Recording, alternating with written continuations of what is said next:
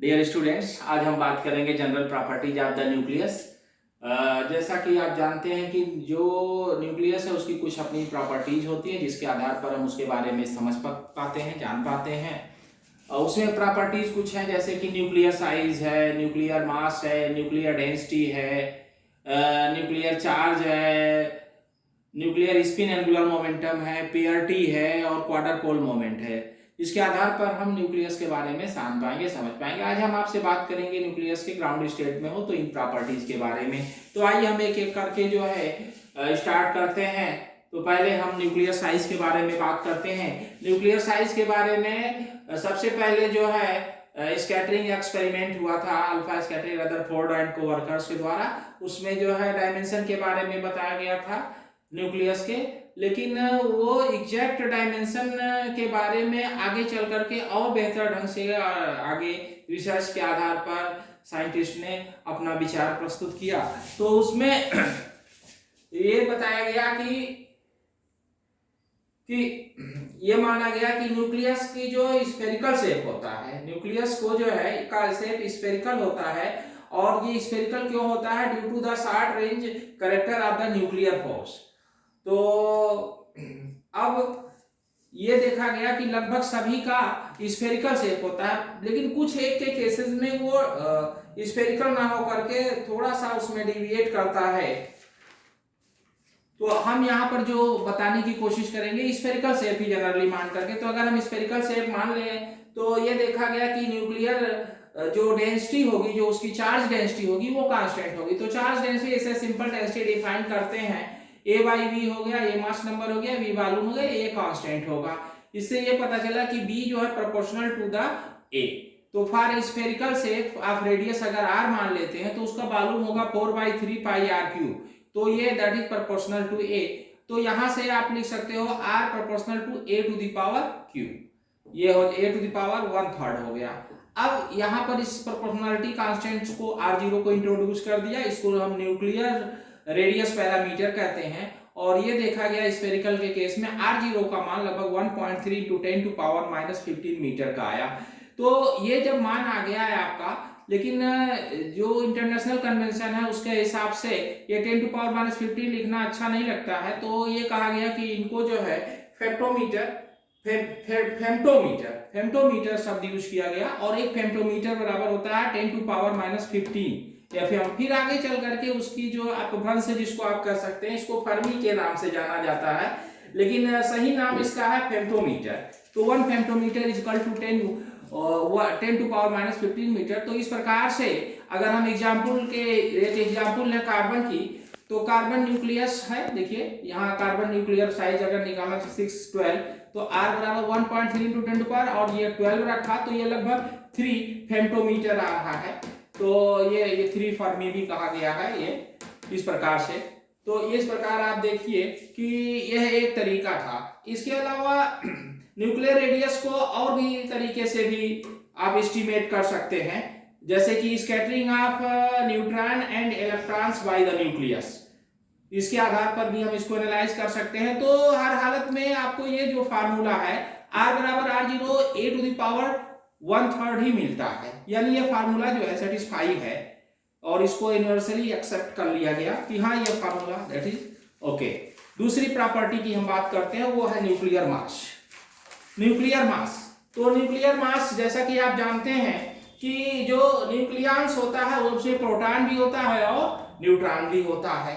तो इसका मतलब जो मास ऑफ द न्यूक्लियस क्या होगा, assumed mass of the nuclear mass, वो ZMP प्लस N Mn। यहाँ पर देखिए Z जो है प्रोटॉनों की संख्या, N जो है न्यूट्रॉनों की संख्या कैपिटल N, और MP जो है प्रोटॉन का मास है और Mn जो है न्यूट्रॉन का मास है। तो अगर हम इस मास को जो मास स्पेक्ट्रोमीटर है, स्पेक्ट्रोमीटर उससे अगर देखा जाए तो उसके हिसाब से जो मास मिल रहा है जो कि रियल मास है दैट इज लेस देन इसके जो कंस्टिट्यूएंट मास है। तो ये डिफरेंस जो मास होगा वो किसके बराबर होगा, वो ZMP minus real mass delta M। तो इसको कहते हैं मास डिफेक्ट, इसको कहते हैं मास डिफेक्ट। और ये देखा गया कि जो मासेस हैं they are very much close to the full integer, जब इनको हम एटॉमिक मास यूनिट में एक्सप्रेस करेंगे तो वो इंटीजर, फुल इंटीजर के रूप में आएंगे। जैसे कि अगर हम कार्बन के केस में बात करें तो एटम, उसका जो मास होगा वो 12 एटॉमिक मास यूनिट। अब देखिए 1 atomic mass unit is equal to 1.6604 into 10 to power minus 27 kilogram होता है। That is equal to 931.48 million electron volt या मीवी, इसके बराबर होता है। और ये भी देखा गया कि जो लाइट एलिमेंट्स हैं उनके जो मास नंबर है वो लगभग ट्वाइस टाइम्स द प्रोटॉन्स की संख्या होती है, लेकिन हैवियर के केस में this is approximately 2.5 times Z, ये इसके बराबर होता है। अब एक तीसरी जो इनकी प्रॉपर्टी है इसके बारे में आइए बात करते हैं। वो तीसरी प्रॉपर्टी क्या है? Nuclear density. न्यूक्लियर डेंसिटी जैसा सिंपल डेंसिटी को डिफाइन करते हैं मास अपान वॉल्यूम, तो यहाँ पर क्या हो जाएगा? Nuclear mass upon nuclear volume. तो न्यूक्लियर मास क्या होगा? A into M N. अब M N is the mass of the nucleon है, यहाँ कैपिटल एम है, आप देखिए। और A जो है ये क्या है? उसका मास नंबर है। न्यूक्लियस का जो वैल्यूम होगा वो किसके बराबर होगा? 4.3 स्फेरिकल मान के हम चले हैं तो 4.3 पाई आर क्यूब। अब यहाँ आर का मान रख दीजिए, तो जब ये वैल्यू रखेंगे यहाँ पर और फिर इस फार्मूले में सब्स्टिट्यूट करेंगे तो आप देखिए ये ए से कैंसिल आउट हो जाएगा, तो ये फॉर्म आ जाएगा M N 4/3 pi R zero cube. ये वैल्यू यहाँ पुट करेंगे। आर जीरो का मान 1.3 इंटू 10 टू पावर माइनस 15 है। और ये मास ऑफ न्यूक्लियर मास, ये जो है न्यूक्लियस का जो मास है न्यूक्लियन, तो 1.67 इंटू 10 टू पावर माइनस 27। तो ये लगभग जो डेंसिटी आ रही 1.8167 into 10 to power 17 kilogram per cubic metre आ रहा है। आप देखिए ये जो डेंसिटी है दैट इज एक्सट्रीमली लार्ज, ये बहुत ज्यादा डेंसिटी है अगर एक नॉर्मल डेंसिटी की तुलना में देखें। अगर एग्जांपल लेंगे डेंसिटी ऑफ वाटर, तो density of water 10 to power 3 kilogram per cubic metre आ रहा है।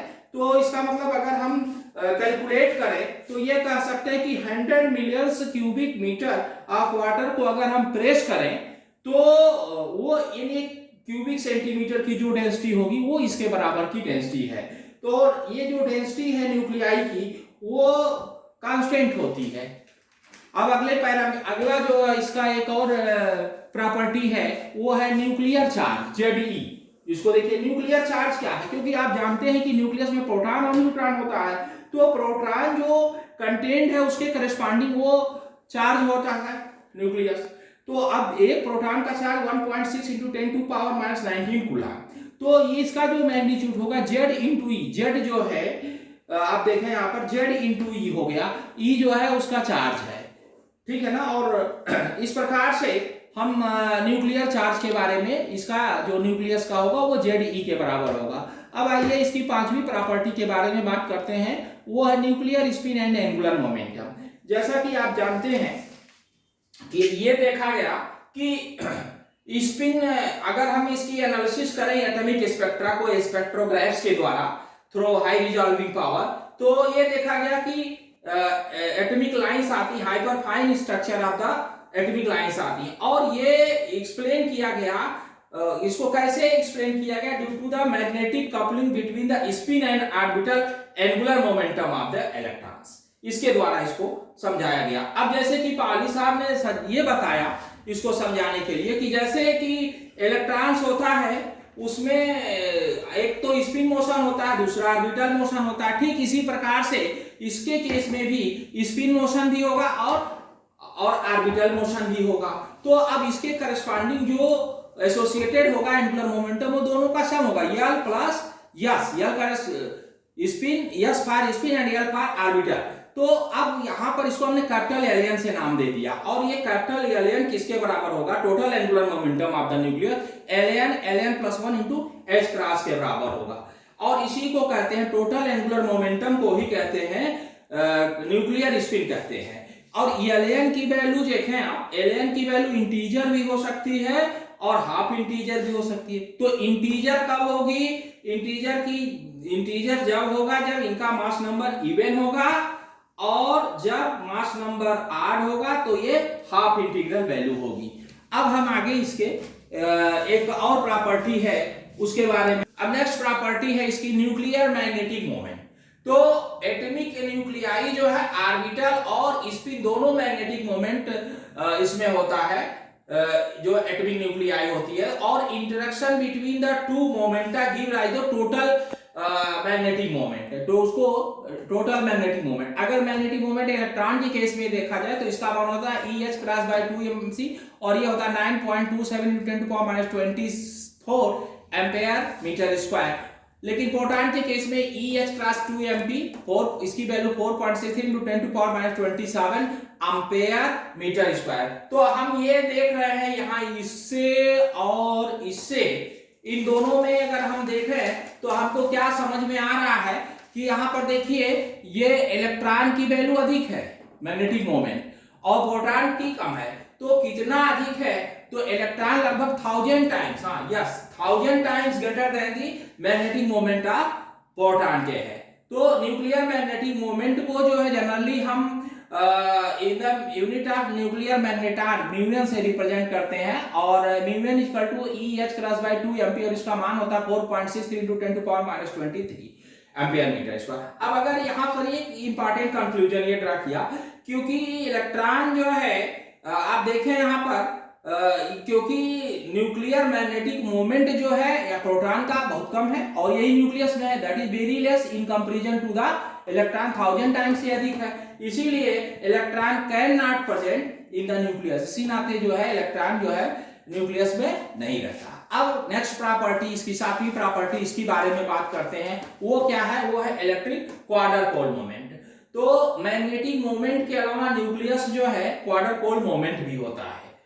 तो इलेक्ट्रिक क्वाड्रपोल मोमेंट कब क्यों एराइज करता है, क्योंकि हम लोगों ने ये माना था कि चार्ज का डिस्ट्रीब्यूशन क्या होता है, यूनिफॉर्म होता है, और उसका शेप स्फेरिकल माना गया था। तो अगर वो नॉन यूनिफॉर्म डिस्ट्रीब्यूशन है और शेप जो है डिस्टोर्टेड है, तब ये इलेक्ट्रिक क्वाड्रपोल मोमेंट एराइज करता है। लेकिन अगर सिमेट्री है चार्ज का डिस्ट्रीब्यूशन और स्फेरिकल है, तो Q का मान क्या होता है, 0 होता है। Q का मान जो है क्या होता है, ये 0 होता है।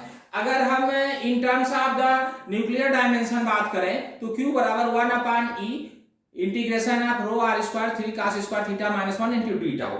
अब इसको आप यहाँ फिगर से देख सकते हैं, E जो है फंडामेंटल चार्ज है, रो जो है न्यूक्लियर चार्ज डेंसिटी है, और r जो है ये डिस्टेंस है from the centre of gravity, यहाँ की सेंटर मास को कंसीडर किया गया है, to the element d tau जो आपने टेक किया है, और theta angle between r and z axis है।